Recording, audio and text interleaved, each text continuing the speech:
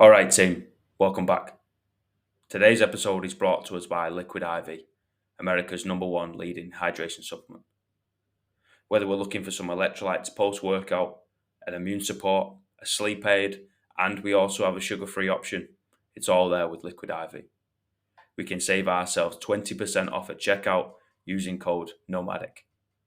That's Liquid IV. Save yourself 20% off using code NOMADIC. Today's episode is also brought to us by Laird Superfood. They've got it covered from supplements to coffee to snacks. Everything comes from the ground. It's plant based, focusing on nourishing our body from the inside out. That's Laird Superfood, Laird Superfood. We can save ourselves 15% off using code NOMADIC. That's Laird Superfood, 15% off using code NOMADIC. Now, let's get back to the chat. Yo, brother, we're in, we're rocking and rolling. Oh yeah. Hey, something that I'm kind of obsessed about, I would say, and I think it links back to our branding conversation that we just have, is how do you create a culture? Mhm. Oh man, I guess like from my perspective, it really comes down to I think like the believing the leader. You know, um, in a very simple way to put it is, you know, if you're a good person, people will be attracted to what you have to say, and then you put that in the like in context with if the knowledge that you have is backed by experience, right? Um, people start to absorb to you, and for me and for Brute and for my athletes, a big thing is if I can create this almost like cohesiveness between my athletes and me to develop a training program together, they'll come along for the ride longer. It'll be this more sustainable thing, and it's a journey, right? My knowledge that I have from programming can only go so far if you don't believe into the core of why I'm writing these things for you, right? So I think like that type of openness, that type of like acceptance, be who you are, be a good person. I think that's kind of what helps develop that culture over time. You know, with with what I've been doing over the last like I would say like 7 years, slowly letting the train kind of move. At first, it's like this very slow thing, um, and then yeah, just like kind of what I mentioned right there, it starts to pick up speed, and now it's this thing in motion, um, you know, and it's something that is I'm super proud of, especially like the coaches that we have on staff as well at Brute. Everyone is on the same train of beliefs of yeah, we have some really smart coaches on staff, but some also just like really great humans on staff too. And we have the athletes that follow a similar, energy, but in their own very unique way. And I really wouldn't change anything. Mate, that lights me up from the inside out. And I think, first of all, we've got to say that I think it comes from you as well. It shows, or you show yourself, you are who you are. And that's the way it is. It's not, oh, I'm going to put on this mask of corporate because now I'm number one or the man in the high castle. It's like, no, no, no. I'm going to be who the fuck I am. And I'm going to expect the same from you. Right. And then I think that together piece is such a beautiful thing. And I think coaches in any regard, right? Whether you're just doing little league baseball or you're all the way up the top of the Olympics, the games, whatever, the togetherness, it's all about the execution, right? And if the athlete's not bought in, if the athlete doesn't like you, right, they're not going to put in the required work. It's all about the execution at the end of the day and the intent behind every session. And yeah, we're figuring out just as much as they are. They're figuring out who they are as a person and who they are as an athlete.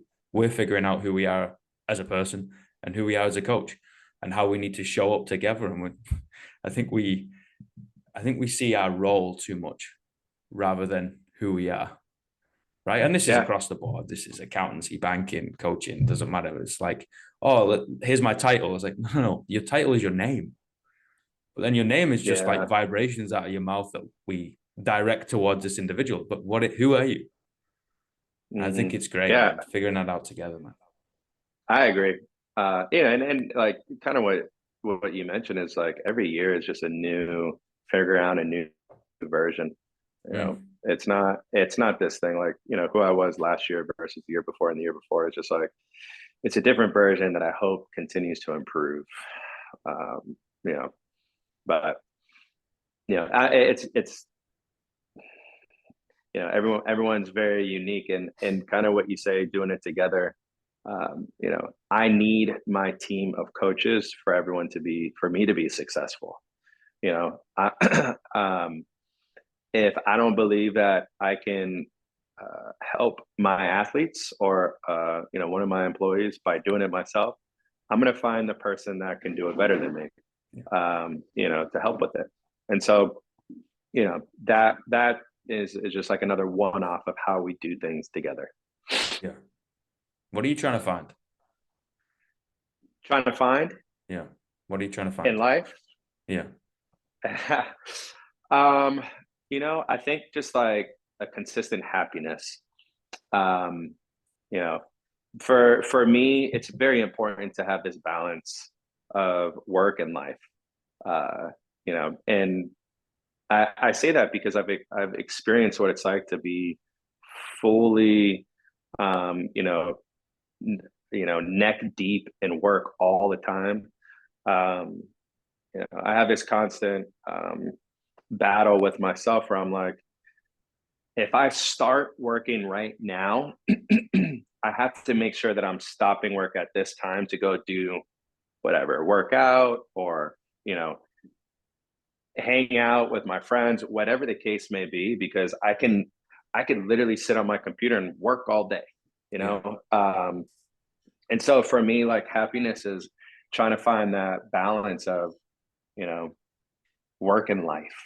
I saw something today. I thought it was pretty cool. It was like your Rick Rubin was the one that said it. It was like your job is your job, but your job can't be your purpose.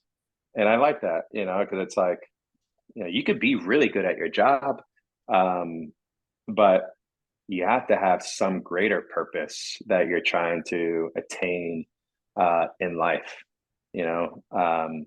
that will, create, I just think just help create more of that balance, and I think that's kind of like, that's the path that I'm on. That's the thing that I'm searching for is, how can I continue to create that balance, find what makes my, my internal clock tick outside of work. What would you say would be your purpose then? I think really it's like, so I have this grand like umbrella word, and it's just help. Um, you know, help is, I think help is what got me into my career as a coach. Um, you know, and then it's like outside help is, just like be there for people. Um, where I feel like my energy can be useful. You know, Sometimes I just want to be left alone. Um, and by being left alone, I can recharge my battery to help. Right. So, um, I like that I think is my starting path to finding, the answer to that question is, it's such a vague, huge term of helping. Um, but you know what they say, it's like if you can affect one person, you know, great. I'll talk to the masses, but if I can affect one, then I'm very content. It almost like fills up my cup. And so I think I think that's just kind of the direction that I'm heading right now. Of my purpose is just to help. I think it's a beautiful thing, man. The more people I talk to, the more we have in common. Like we hear a lot, we think a lot of, oh, we're different. Height, gender, skin tone, age, whatever category you want to place each other in, we can do it. We can separate us into a million and one different categories. But if you actually sit down with one another and just talk to them, honestly, just ask questions, be a little bit inquisitive and thinking, well, I have my perspective and it could in fact be wrong. And most of the time it is. I'm quite blonde, right? And you're like, okay, Mm-hmm. cool. Well, then what's it like on the other side? And most people just want to help each other. Mm-hmm. And I Yeah. think it's like an innate human quality, right? To see somebody smile, to see somebody progress, of like, oh yeah, there is enough for us all. We don't have to save and kind of hold some and stash some cash in the mattress and like try and rob off each other. As like, oh no, there's enough out there. Oh, okay, Mm-hmm. cool. We can all do this together. We're pack animals at the end of the day. Yeah. The first time I started recognizing that we're a lot similar than we think is when my first gym that I owned. We all have that person or those people in class where we're just kind of just like innately just annoyed of them, and just like, it's like they're just like whatever fill in the blank is, like they talk when you're talking, they don't listen to you. They just make everything difficult. And the first time that I kind of like let that wall down of just being annoyed, or I was like, you know what, I just want to see what this person's about. I remember this one guy was one of them, and he was a very strong type A personality. Like his business, he has this successful business. Like he loves being in charge, being the leader. He was very he would always share his opinion on everything. Yeah. And I just remember, like, just after a workout, just having a conversation with him, and he's like an avid football fan, and I was like, oh shoot, like me too. And we actually, like, there's a few times where we went to the same bar to watch, football on Sunday, and it was like we found something in common, and I was like, whoa, like I thought I was so much different than this guy Yeah. because I like to have a filter of what I'm thinking because I know what the words can affect the people around me. And and this guy does it. And now all of a sudden we're talking about football. Next thing you know, like, we're watching football on Sundays together, having a few beers with each other. And it's like, oh, like, wow, we actually, there's a lot more things that we have in common than I actually thought. And so, you know, kind of what you said is, you give yourself that chance with people. Don't try to categorize them. Just be open with them. Be nice to people, and you may find that you have a lot more in common than you think. For sure, man. I think it goes back to that service, right? Of just being open, being completely open. I've got my palms up. I've not got my palms down clenched. We are in service of one another. We're there to help people, whether it's religious or not, it doesn't matter. Like we're all in the service business. And I would argue that even if you sell products, you're still servicing people out there. You need people to be able to sell too, right? So we're all in service of one another. We all need each other to be able to keep spinning and keep doing this thing that we kind of like doing, life. It's like, yes, like how about we try and not be a prick 51% of the Yeah, time, or at least just try. Let's try, because life's better when you're smiling, right? And just taking yeah, yourself a little bit less seriously and just having a good time, being a bit goofy. for sure. I couldn't agree more. Brute, where are we going with it? You don't have to say stuff. I know things are coming out, so you don't have to say anything. But where is the kind of vision? What are Mm-hmm. you going for? What are you striving So for? yeah, so I think from the easiest thing to say is uh, what we're trying to create at Brute as far as our brand goes is um, something that starts from what we believe as coaches, as our remote coaches, and extends out to all the reaches of the business. So first thing is simplicity. So what we decided to do out of simplicity was we are traditional brute strength training was the name. We're dropping strength training and just brute. And it's already like people already call it brute as it is. So it's like, why not just run with this? It's super simple. And then what we believe as coaches is this the process is never ending, right? It doesn't matter if you're brand new to CrossFit and you're just trying to learn, stuff with the PVC pipe, or you just won the CrossFit Games. If you just won the CrossFit Games, you're trying to stay up there, right? And you're trying to hold off everyone behind you. So it's just like, it's the next logical step is now I'm here. Now I got to figure out this part, right? And so it's this like, who we are is it's always moving forward. It's always progressing forward. The way we design things, kind of like what I was chatting with you about before all of this was, the way I describe how we design things is an athlete-centered program, right? The coaches are just advisors, right?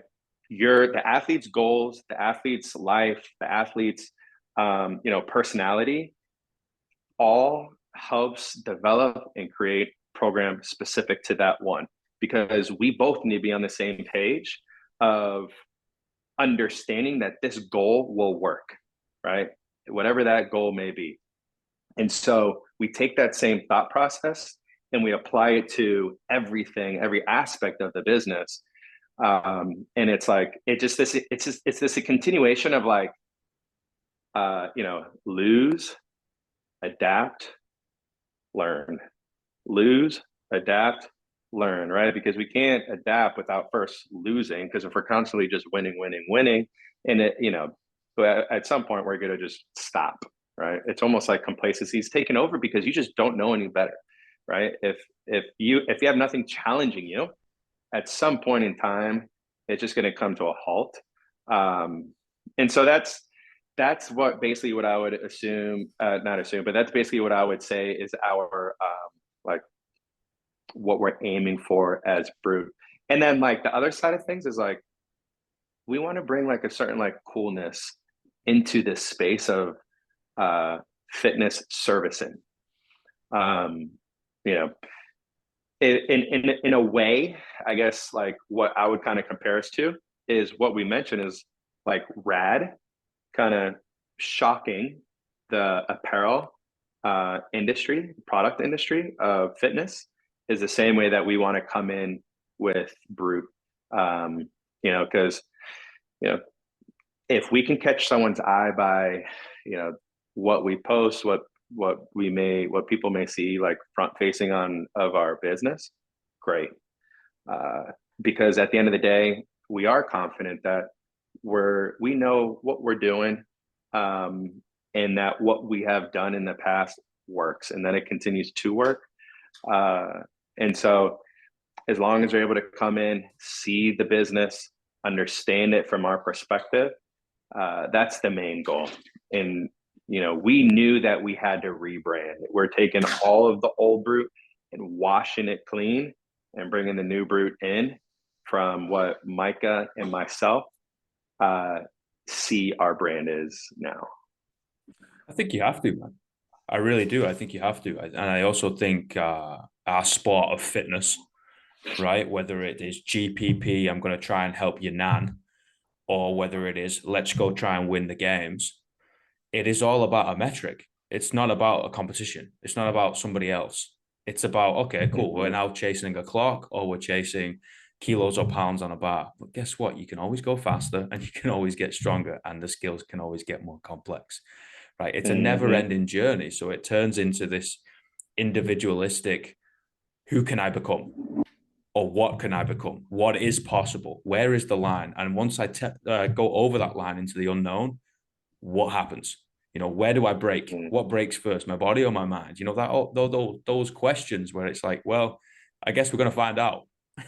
Yeah. And I think it's a beautiful way of showing that. I mean, I think we have to in gyms, and I think we have to in brands and services and businesses within this fitness thing. I think we have to keep pursuing this thing that we're never going to touch, because that's what got us into this thing in the first place, of like, we're never going to be completely satisfied because we're never going to touch euphoria. We're not going to touch heaven. Oh, we're still going to Mm-hmm. get up every day and try and go fucking find it. Right? It's like we have to chase. We have to keep chasing it. It's like this carrot on the end of a fishing rod. Like, yeah, but that's how we figure out what we're capable of. And this constant Mm-hmm. evolution and this like, okay, cool. This is what it was like this month or this past 5 years. Let's scrub the whiteboard and let's just write something different. I think you got it, man. And I commend you, mate. I really do. It's like, yeah, let's try something different. Let's keep this stuff that worked well. Let's learn from that. Let's kick out the stuff that didn't. And let's just keep throwing shit against the wall because something's going to stick eventually. Mm-hmm. Yeah, for sure. I really like this thought of, the fittest doesn't always win every event, because like what you mentioned, the mind will break before the body will break some of the times. Um, you know, there's many instances, just if you look back at like the behind the scenes of the games, where Hmm. the athletes that are the most capable of winning, and this goes for anything, it's not just, the highest of the high. It's like, you know, you can, you can apply this to really any spot at any point within your fitness journey.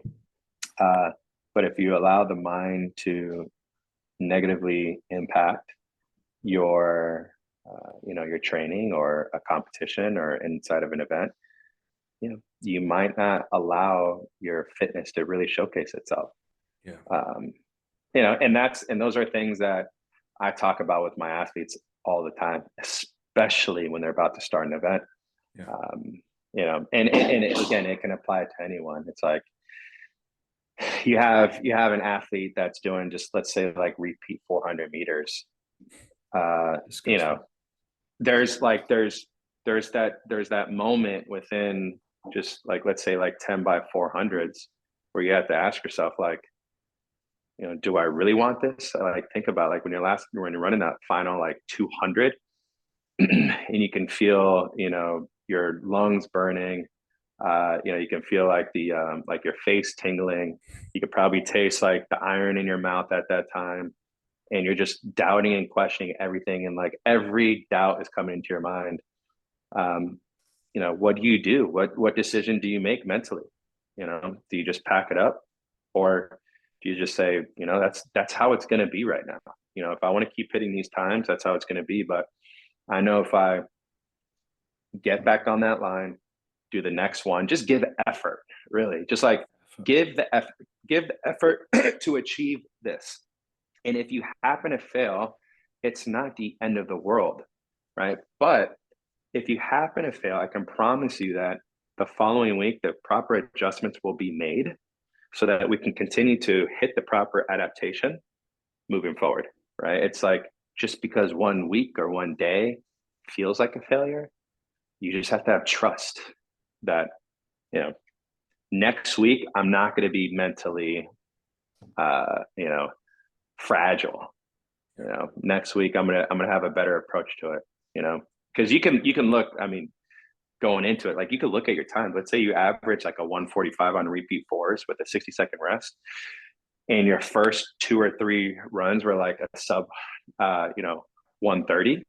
So there's clear, um, you know, thresholds being passed far too early, and you go, okay, I averaged a 145. Next week, I'm going to try to hold a 140, and let's see how my body responds now, right? And you might find, like, you look at that and you're like, wow, I thought this week was such a failure, and this week I just held 140s and actually went 140, 140, 140, boom. And the last like two 400s actually went, 135, 130, right? And so, but you needed that one day of that mental, um, weakness to come up in your mind and creep in your mind.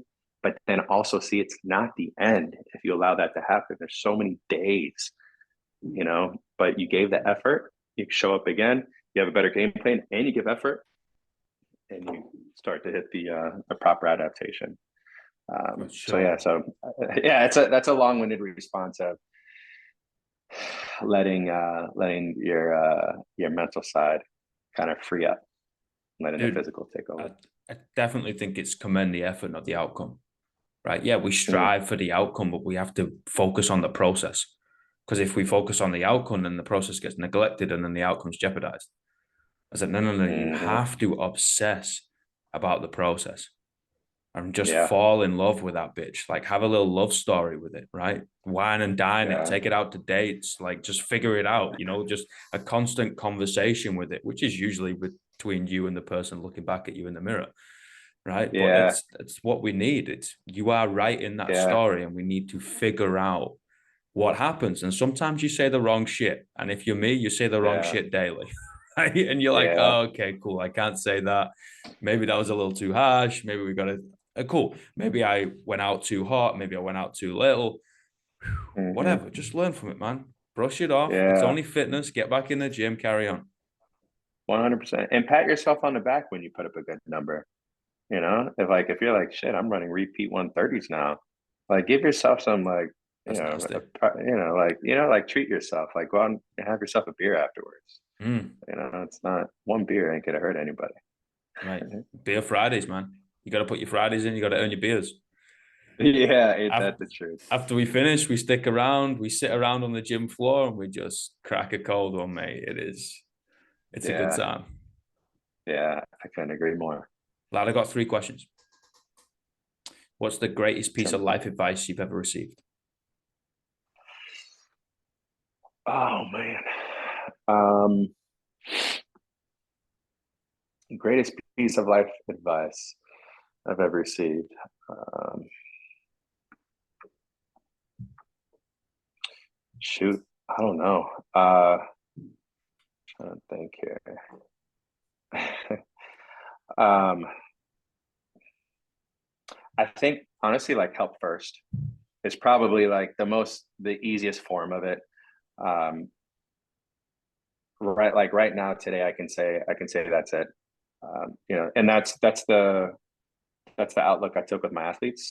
You know, as coaches, you know, I guess like the selfish part is it feels good you're when the people that you're looking to help improve do very well and improve. But if it for me, if I decided that from a long time ago, where I was like, all right, I'm just gonna take that approach. I'm gonna help, and if for some reason I get monetary gain from it, great. But if nothing else, I'm gonna feel really really good about this.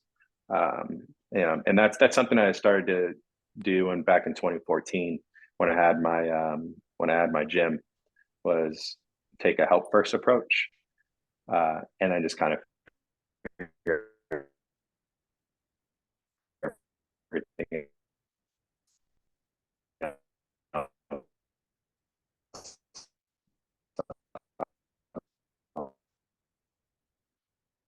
on the way.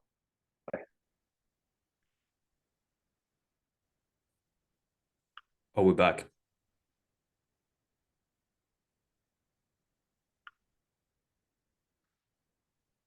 Oh, I can hear you kind of. All right, got you again. Oh,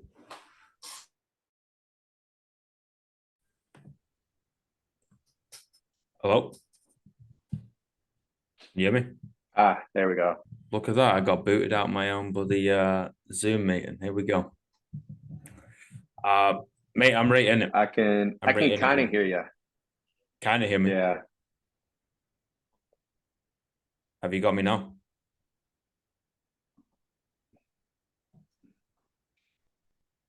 Yeah. Yeah. Yeah. It just shows that you have like less reception on my end. Oh, hold on. Press the play. Are we in? We're in. Yeah, man, I love it. And I love and respect it. Put helping first, putting help first in the forefront of your mind. And I also empathize with it a hell of a lot. It's something that I don't know, I think it's a guiding light when we forget about some things and we get pulled from left to right. And it's like, well, listen, if we just help first, focus on that, everything else can everything else will work out.